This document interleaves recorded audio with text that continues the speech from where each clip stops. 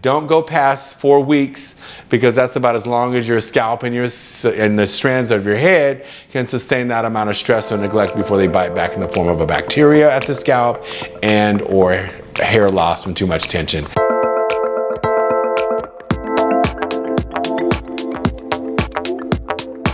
When you have braids in, how do you keep your scalp clean?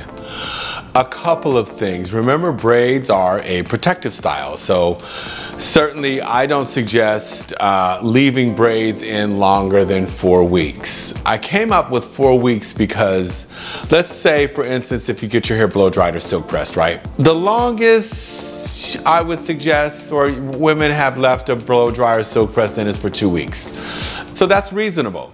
So add another week or 2 on there would be 4 weeks. And that sounds like a suitable, reasonable amount of time to not have your scalp cleaned with water and conditioner. But of course, certainly how you prep your hair before you put your hair away in any style, in a protective style, which simply means any style that doesn't require you to have to wet your hair. It's how you prep your hair and your scalp first before going into a blowout, we'll say a twist out, a braid out, braids, wigs, or weaves. And certainly you want to blow out the hair with gobs of leave-in conditioner, all your favorite oils, particularly for your scalp and your hair.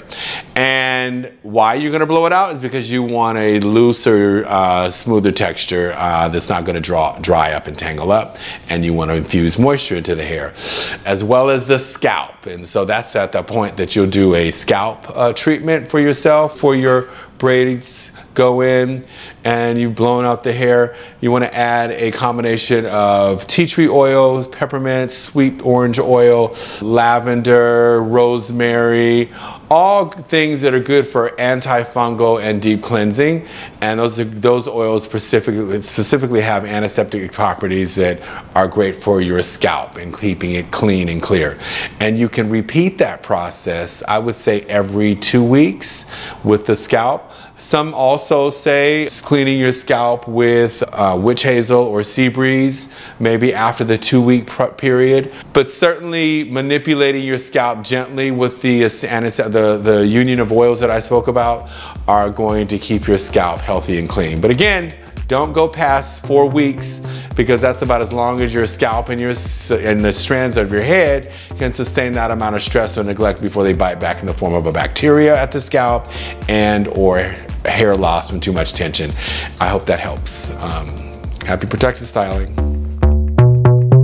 So if you like these videos, I hope that you click like and subscribe and go to hairrules.com for further education and find a regimen and products that are specific to your hair texture, not someone else's. And so every day can be a great hair day. And yeah, see you soon.